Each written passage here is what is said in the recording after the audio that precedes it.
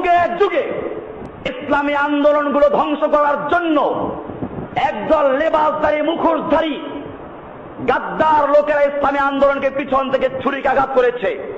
এই চরমোনাই পীর যুগে যুগে বাংলার জমিনে যতবারই ওলামাকে একত্র হয়েছে, আন্দোলন করেছে, তাদের পিছন থেকে ছুরি মেরে ইসলামকে ধ্বংস করেছে। আপনারা জানেন ওনার দলের যে নাম ইসলামী শাসনতন্ত্র আন্দোলন, এটা কোনো দল ছিল না। এই দলের ইতিহাস পড়ুন। এই দল জন্ম হয়েছে আমাদের সামনে। আমি তখন মিশকাত পড়ি, জামিয়া রহমানিয়া তখন হয় নাই। লালবাগ থেকে আমরা এসে জামিয়া মোহাম্মদী হাউজিং এর মালিক হাজী সিরাজউদ্দৌলার দ্বিতীয় তলা বিল্ডিং এ যেখানে সে থাকে, ওই বিল্ডিং এর দোতলায় ওই সময়কার বড় বড় আলেম দেলোয়ার হোসেন সাইদি, শাইখুল হাদিস আল্লামা আজিজুল হক সাহেব, মুফতি আমিনী সাহেব, এরকম চরমোনাই পীরও ছিল। এরকম ভাবে আব্দুল গাফফার সাহেব ঢাকার একজন বড় আলেম ছিলেন, মারা গেছেন। এই লোকগুলো একাত্র হয়ে চিন্তা করলো, দল না, আমরা আন্দোলন করবো ইসলামী শাসন ব্যবস্থা কায়েমের জন্য। সব দলমত ভেঙ্গে দিয়ে একটা ব্যানারে আমরা একত্র হব, এবং সেটার জন্য একটা বড় সমাবেশ ডাকা হয়েছিল ঢাকার শাপলা চত্বরে। সেই সমাবেশের মাইকে আমি নিজে করেছি। এত বড় আশা নিয়ে যখন কাজ শুরু হলো এবং এখানে সিদ্ধান্ত হয়েছিল এটা যেহেতু কোনো দল না, আন্দোলন, সুতরাং এটার কোনো নির্দিষ্ট আমির থাকবে না, 2 বছর পর পর আমির চেঞ্জ হবে। এরকম প্রথম আমির হলেন এদেশের আলেমদের উস্তাদ শাইখুল হাদিস আল্লামা আজিজুল হক সাহেব রাহিমাহুল্লাহ। এরপরে যখন চরমোনাই পীর দ্বিতীয় নাম্বার এটার মালিক হয়ে গেলেন, সভাপতি নির্বাচিত হলেন, এরপরে এই যে ছিনতাই হলো, ওখান থেকে আর বের হতেই পারল না। শাসনতন্ত্র আন্দোলন চুরি হয়ে গেল। এরপরে যখন আবার নতুন করে এদেশের আলেম সমাজ নাস্তিক, মুরতাদ এবং ব্লগারদের বিরুদ্ধে ঐক্যবদ্ধভাবে মাঠে নেমেছে, উচিত ছিল তাদের নিজেদের প্রোগ্রাম বাদ দিয়ে ঐক্যবদ্ধভাবে 6 তারিখের প্রোগ্রামে একাত্র হওয়া।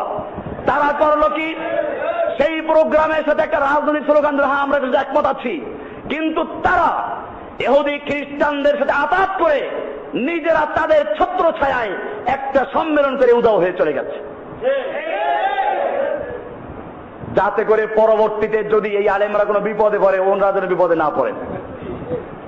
এই লোকগুলো সব জায়গায় থানায় থানায় আমার বিরুদ্ধে অভিযোগ করেছে আমি জঙ্গিবাদীদের লেজা।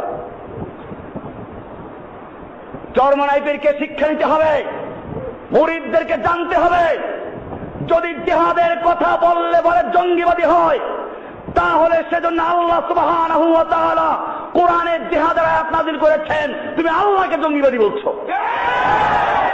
জিহাদের হাদিস আল্লাহ রাসূল বলেছেন, আল্লাহ তাআলা বলছেন, ইন্নাল্লাহা ইউহিব্বুল্লাযীনা ইউকাতিলুনা ফী সাবিলিহি সাফফান, নিশ্চয় আল্লাহ ভালোবাসেন ওই সমস্ত লোকদেরকে যারা আল্লাহর রাস্তায় কিতাল করে, যুদ্ধ করে, কাতারবন্দী হয়ে। কি করে? তাদেরকে আল্লাহ ভালোবাসেন। কিতাল কোরআনে আছে, যুদ্ধ কোরআনে আছে। এমনি ভাবে আল্লাহ সুবহানাহু ওয়া তাআলা সূরা তাওবার 111 নম্বরে বলেছেন, ইন্নাল্লাহা আশতারা মিনাল মুমিনিনা আনফুসাহুম ওয়া আমওয়ালাহুম বিআন্না লাহুমুল জান্নাহ ইউকাতিলুনা ফী সাবিলিল্লাহ, নিশ্চয় আল্লাহ তাআলা মুমিনদের জান এবং মাল ক্রয় করেছেন জান্নাতের বিনিময়ে। ইউকাতিলুনা ফী সাবিলিল্লাহ, তারা আল্লাহর রাস্তায় কিতাল করে, যুদ্ধ করে। আল্লাহর কাছে বিকৃত মাল হস্তান্তর করবে কেমনে সেটা আল্লাহ বলে দিয়েছেন। ইউকাতিলুনা ফী সাবিলিল্লাহি, তারা আল্লাহর রাস্তায় কিতাল করে, যুদ্ধ করে।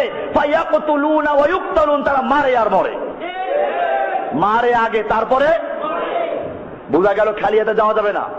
আল্লাহ পরিষ্কার বলেছেন, ফায়াকতুলুনা ওয়া ইউকতালুনা, তারা মারে আর মরে। মারামারি আছে কিনা কোরআনে? এমনি ভাবে আল্লাহ সুবহানাহু ওয়া তাআলা প্রায় 400 আয়াত নাযিল করেছেন।